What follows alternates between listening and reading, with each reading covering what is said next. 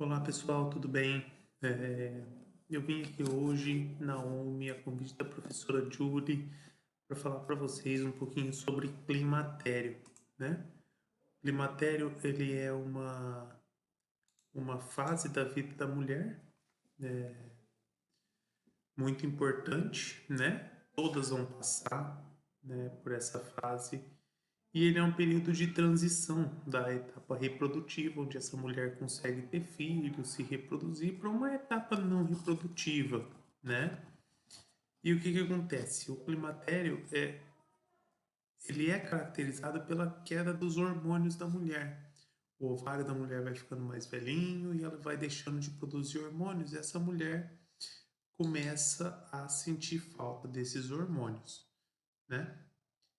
O climatério ele tem três fases que a gente pode considerar, né? Na primeira fase é a perimenopausa, né? Que é toda antes, durante e depois da menopausa, um pouquinho antes, um pouquinho a menopausa propriamente dita e um pouquinho depois. A menopausa propriamente dita que ela é uma data, né? A menopausa é uma data, a data da última menstruação da vida dessa mulher, tá? E a pós-menopausa, que é toda essa vida dessa mulher no pós-menopausa. Hoje em dia temos mulheres aí vivendo metade da vida na pós-menopausa. Então a gente vê que a importância desse tema, né, aqui para trazer para vocês. Dependendo da idade, pode ter gente aí que já está na menopausa há 15, 20 anos, né? É bastante coisa. Então, a perimenopausa ela vai se iniciar por volta de 45 anos. Ela é aquela fase que aquela mulher começa a ter o sintoma. Ela é muito comum, popularmente conhecida como início de menopausa, né? É onde aquela mulher começa a ter um pouquinho de ressecamento vaginal, aquela mulher começa a ter um calorão aqui, outro ali, mas ela ainda menstrua, a menstruação dela começa a falhar de vez em quando. Então isso é o início da perimenopausa, vai começar a aparecer os primeiros sintomas. A menopausa propriamente dita, como eu disse, ela é a data, né? Para eu diagnosticar essa data, quando foi a menopausa da Dona Maria? Eu tenho que esperar um ano, porque é a ausência de menstruação por um período de 12 meses. Então, isso em função da perda de atividade ovariana. Então, assim, aquela mulher que toma um anticoncepcional, que faz algum tratamento, uma radioterapia, que por isso não menstrua, ou que fez esterectomia, ela não está nessa fase de menopausa, tá? A gente até chama de menopausa quem fez esterectomia, mas é outra, é diferente, né? E a menopausa das mulheres ocorre por volta dos 51 anos, tá? Algumas um pouco antes, outras um pouco depois, algumas bem antes, em alguns casos mais específicos de menopausa precoce, né? E, como eu disse aqui agora há pouco, após menopausa, ela vai ficar o resto da vida dessa mulher. A mulher que ela entrou na menopausa, ela não volta mais, né? Então, depois da menopausa, essa mulher vai continuar vivendo a vida dela, muitas vezes com 45 anos. Essa mulher viver até 85, 90 anos é metade da vida dessa mulher na pós-menopausa, né? E o porquê que é importante a gente falar? Porque é uma fase complicada, principalmente essa transição, né? Essa mulher ela sente ondas de calor, fogacho, né? Principalmente no colo aqui, na mama e no rosto, fica com o rosto vermelhão, às vezes vem, parece que tá pegando, elas falam que parece que tá pegando fogo, né? Suor noturno, essa mulher ela começa a acordar de noite molhada, com a cama molhada, coberta toda molhada, e ela cobre, descobre, ela fala que ela cobre, descobre, né? Um ressecamento vaginal também pela diminuição dos hormônios, né? A vontade de namorar com o marido também diminui, ela tem uma diminuição da libido. O marido chega para namorar, ela finge até que está dormindo, para não precisar namorar com o marido, né? Tem uma variação de humor, né? Importante. Essa mulher, ela começa a ficar irritada com qualquer coisa, às vezes ela começa a chorar com qualquer coisa. A depressão é muito comum nessa fase, a ansiedade é muito comum, tá? Uma intolerância com os filhos, com o marido, com os netos. Com os netos não, né? O netinho pode tudo. Mas com os filhos e com os maridos elas ficam bem intolerantes. Essa mulher passa a apresentar problema na hora da relação sexual, ela tem uma diminuição da libido, ela pode ter dor na hora da relação. Então, assim, ela já não está com vontade, a hora que ela vai namorar, ela tem um pouco de dor. Como que ela vai ficar satisfeita com essa relação? Ela não vai ter satisfação sexual, né? Então, a vida sexual dela com o marido passa por um problema sério, né? E isso pode começar, como a gente falou, lá com 40, 45 anos, que é uma mulher bem jovem, né? Uma mulher de 40 anos, 45 anos é uma mulher jovem, né? Até 60, 70 anos, hoje em dia a gente considera as pacientes jovens, né? Tem uma qualidade de vida muito boa ainda. E você começar a ter uma perda nessa qualidade é problemático. Então, na menopausa, a gente também tem um aumento de risco de doenças cardiovasculares, infarto, derrame, trombose, né? Essa mulher fica mais propensa a ter problema cardíaco. Aumenta também o risco de osteoporose, né? Então, os ossos ficam mais fracos. Com certeza, vocês conhecem alguma parente ou alguma amiga que tem problema com osteoporose ou osteopenia, dos ossos fracos, né? No coração, essa doença coronariana, que é o infarto, entre aspas, né? A doença coronariana é o que vai levar ao infarto, é a artéria entupida, né? É a principal causa de morte das mulheres climatéricas, né? Então vocês entendam a magnitude do problema, tá? A osteoporose, por que ela ocorre? O estrogênio vai diminuir a taxa de perda óssea das mulheres, né? E como eu disse lá atrás, na menopausa vai ter uma diminuição do estrogênio, então a mulher vai ter uma perda óssea maior. Com essa perda óssea maior, ela começa a ficar com o osso mais fraco e aí ela fica mais propícia a ter fraturas, ela fica mais propensa a ter dores importantes, até as fraturas da osteoporose, às vezes até a mulher não fez nada e tem lá uma fraturinha na coluna, uma fraturinha principalmente coluna, que são essas fraturas mais sem impacto, né? Mas qualquer tombinho pode fraturar um fêmur e aí o negócio fica bem grave, né? E todas as mulheres que chegam na idade vão passar pelo climatério, né? Então, assim, é muito comum, né, você perguntar para alguma mulher, falar, ai, dona Maria, você teve menopausa? Ela vai falar, ah, não, nem tive menopausa. Na verdade, o que a dona Maria não teve foram sintomas da menopausa, do climatério, né? Porém, ela passou. Lembra que a menopausa é a data, né? Aquela data que acabou a última menstruação, que foi a última menstruação dessa mulher. Então, a dona Maria, ela simplesmente não teve os sintomas. Isso é muito comum, né? Pacientes que são muito sintomáticas muitas vezes acham estranho uma outra falar que não sentiu nada, mas isso acontece, tá? É bem frequente a mulher passar por essa fase sem sentir nada.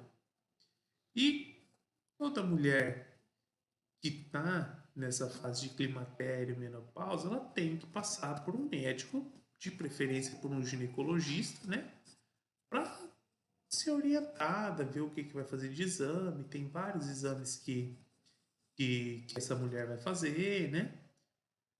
Que nós vamos falar, né, daqui para frente algumas coisas para vocês, né?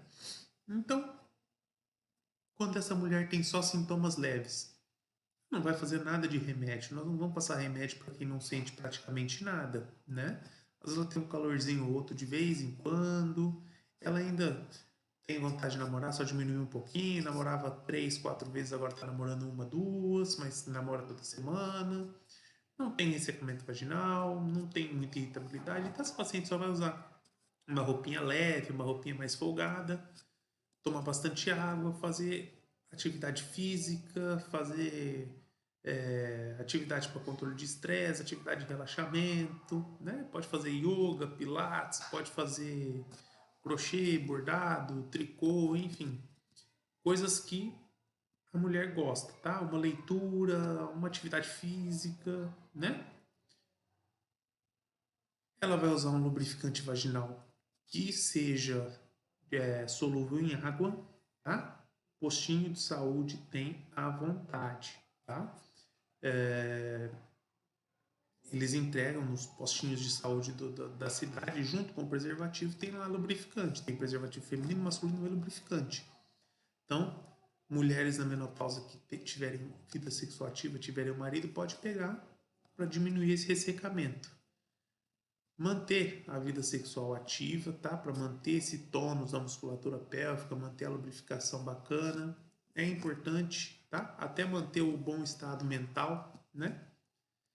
Fazer exercício físico regularmente, tá? Para manter os ossos mais fortes, evitar o estresse. O exercício físico, o impacto do exercício físico fortalece os ossos, ajuda a fortalecer os ossos, tá? E o exercício físico é uma fonte boa de alívio de estresse. Alimentação saudável, comer bastante vegetal verde, procurar comer bastante derivado de leite, tá? Alimentação rica em cálcio, tá bom? Controle de peso, a mulher quanto melhor o controle de peso dela, quanto menos obesidade, ela tem menos irritabilidade, ela tem mais disposição, ela consegue fazer melhor atividade física, né? Como eu já disse lá atrás, procurar uma atividade prazerosa, que dê prazer para vocês, né? Vai, enfim, cada um tem sua atividade prazerosa. A atividade prazerosa da Dona Maria não vai ser igual a da Dona Francisca, mas cada um procura a sua atividade, né? Reposição hormonal, tá? A reposição hormonal, ela é bem... A gente tem que tomar bastante cuidado, tá? Para falar de reposição hormonal. Por quê? Porque não é toda mulher que pode fazer, tá? O que é a reposição de hormônio? É aquela mulher que ela tem bastante sintoma, tá? Que a gente não está falando mais de mulher com poucos sintomas, que foi o que a gente falou até agora. Nós estamos falando da mulher que tem bastante sintoma, aquela mulher que chega e fala: Rafael, minha vida tá um caos. Eu não consigo sair de casa, eu tenho calorão, eu não namoro mais com meu marido, eu vou perder meu casamento, né? Talvez essa mulher seja candidata a reposição hormonal. O que nós temos que respeitar, daqui a pouco nós vamos falar algumas contraindicações. Mas algumas mulheres precisam fazer essa reposição, tá? As contraindicações da terapia de reposição hormonal. Daqui a pouco nós vamos voltar nisso, mas enfim.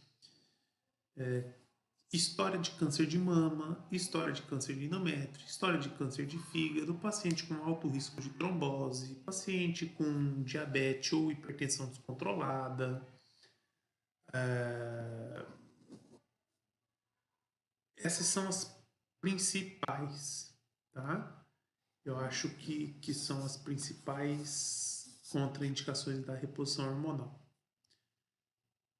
E como indicação, a gente tem as pacientes com bastante sintomas de climatério, a paciente com risco ou diagnóstico de osteoporose, aquela paciente que você vê que ela tem um alto risco, ela tem uma dieta, ela não come cálcio, ela já tem uma história de uma osteopenia, né? Uma paciente que tem um risco cardiovascular aumentado, tá? A gente consegue diminuir isso. Ou pacientes que têm essa menopausa antes dos 40 anos. E aí ela pode até não ter tanto sintoma, mas a gente complementa esse hormônio, faz essa terapia hormonal até a idade mais ou menos que ela entraria na menopausa naturalmente. O hormônio vai reduzir os calores, vai diminuir as ondas de suor, diminuir a depressão, estabiliza as mudanças de humor, vai melhorar o desejo sexual dessa mulher, ela vai querer namorar mais, vai diminuir aquelas atrofias vaginais, a coceira que às vezes tem, uma secura também vai diminuir, tá bom? Diminui também o ressecamento de pele, a pele fica menos enrugada, tá? Diminui a perda óssea, tá? E, consequentemente, vai prevenir a osteoporose, vai diminuir algumas alterações urinárias, como a urgência. O que é urgência?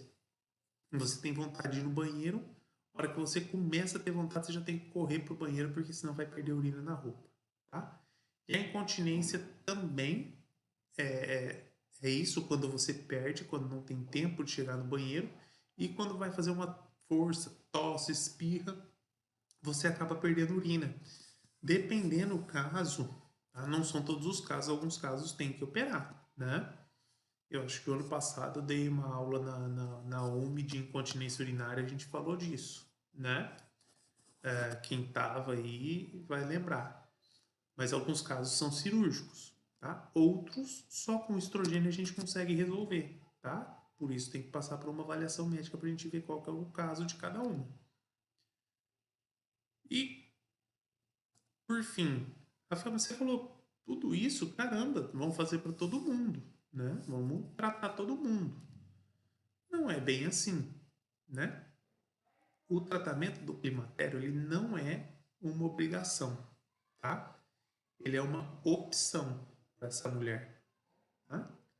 Tem mulher que ela não sente nada, que ela não está sentindo absolutamente nada, tá com a vida dela muito bem, tá fazendo lá um tratamento de câncer de mama ou já tratou, né? Essa mulher ela não vai fazer o uso, tá? Ou até ela pode estar sintomática, mas com câncer de mama, com câncer de endométrio, trombose, que foi o que a gente falou lá atrás, ela tem contraindicação. A gente tem que partir para outras terapias. A gente tem terapias de suporte, né? Então nós voltamos lá para aqueles casos leves, né? Que o que eu tinha falado para vocês ali atrás? Atividade física, a roupa leve, né? Usar uma roupa leve, solta, tomar bastante água, fazer atividade física, atividades laborais, atividades que vocês gostem, distrair a cabeça, namorar, né? E associado a isso a gente pode fazer outros medicamentos, tá bom? Então, só existe o tratamento hormonal? Não, né? O hormonal ele é o mais antigo, ele é o mais divulgado, tá? Ele é o que funciona melhor, mas não é o único, tá? Então, se você se enquadra nessas pacientes, tratamento para câncer, tratamento de mama, de endométrio, ou de trombose, ou de doença hepática grave, você ainda tem alguma coisa para fazer por você. O hormônio ele é um tratamento um pouco mais simples, tá? E bem eficaz, mas os outros também. Então nós temos alguns remédios que ajudam a prevenir a perda de massa óssea, né? A secura vaginal a gente consegue corrigir com alguns cremes vaginais, né? Variação de humor também a gente consegue corrigir um pouquinho. Os fogachos e os suores noturnos, eles já não são tão eficazes. E libido também. Libido, sudorese noturna e fogacho, ele é um pouquinho mais complicado da gente tratar com remédios que não sejam hormônio, mas tem uma melhora, tá? Talvez não fique tão bom quanto vocês desejam, mas tem uma melhora. A pergunta que a gente mais ouve falar, mais vê na clínica, no posto, enfim, em todos os lugares. Ai, Rafael, eu não quero tomar hormônio porque hormônio engorda, tá? Ó, hormônio não engorda. Eu costumo brincar com as minhas pacientes. O hormônio não engorda nada. O que engorda é o arroz e o feijão que você come quando você está tomando hormônio, tá? Então, o hormônio ele pode ter sim uma retenção de líquido, tá? Então, a mulher que começa a tomar o hormônio, ela tem um ganho de líquido, tá? Ela pode ter um ganho de 2 quilos, não exagerar muito, 3 quilos, tá? Mas isso não é gordura. Essa paciente parou o hormônio, ela vai na urina mesmo, ela elimina esses 2, 3 quilos aí, tá bom? Exceto se ela comeu muito, né? Teve vez já de eu atender pacientes que ganharam 20 quilos na pós-menopausa, no climatério, e quiseram pôr a culpa no hormônio. O que que acontece? No climatério, a gente estava falando que tem depressão, tem desânimo, né? Essa pessoa, ela para de fazer atividades físicas, em vez de fazer, que é o indicado, ela para de fazer, ela fica uma vida mais sedentária. O metabolismo cai um pouco na parte do climatério. Então, você comendo o mesmo tanto e fazendo o mesmo tanto de exercício, você tem um ganho de peso naturalmente, tá? E aí a culpa acaba caindo no coitado do hormônio, tá? O hormônio não tem culpa de nada, tá? E assim, eu acho que o climatério, a menopausa, ele vai nos levar a algumas reflexões, né? Ele vai possibilitar essa mulher olhar para trás, a entender o que foi a vida dela até agora, é uma mudança de fase importante da vida dessa mulher. Ele vai trazer algumas perdas para essa mulher, tá? Então essa mulher ela vai perder muitas vezes ela se vê mais, ela se vê, não é que ela fica, tá, gente? Mas ela começa a se ver diferente no espelho, ela acha que ela tá mais feia, porque aparece uma ruga, um cabelo fica um pouquinho mais branco, ela tem a perda da fertilidade, que isso é muito sensível para uma mulher, né? Às vezes ela tá, isso coincide com uma época que o filho vai estudar fora, né? Então isso também, além dessa transformação no corpo, ela afeta a autoestima, né? E a menopausa também vai levar essa mulher a repensar nessa sexualidade dela. Ela tem que se reinventar, até como namorada, como pessoa, né? Isso pode influenciar e pode impactar importantemente, né? Não sei nem se existe essa palavra, mas tem um impacto importante aí na saúde mental dessa mulher, né? Então, é um tema bem rico, né? Bem importante. Infelizmente, esse ano nós estamos aqui nessa aula online. Eu não queria estar fazendo essa aula. Eu faço essa aula aí, acho que faz uns 3 anos. Eu gosto muito de estar ali presente, porque o mais interessante dessa aula é a nossa troca de experiência, né? A aula hoje durou menos do que normalmente dura na, nas aulas presenciais, porque não teve essa troca de experiência. Eu acho que isso é fantástico. Eu acho que eu vou pedir para a professora Júlia até passar o meu e-mail para vocês, né? Para tirarem dúvidas. Eu acho que é uma parte bem importante dessa aula que acaba que ficou perdido ainda na pandemia aí. Eu espero que, como já está dando uma diminuída, graças a Deus, estamos diminuindo o caso, o pessoal está se vacinando. Espero que ano que vem a gente consiga fazer essa aula presencial de novo, a gente conversar, dar risada aí, que eu acho que é o mais importante.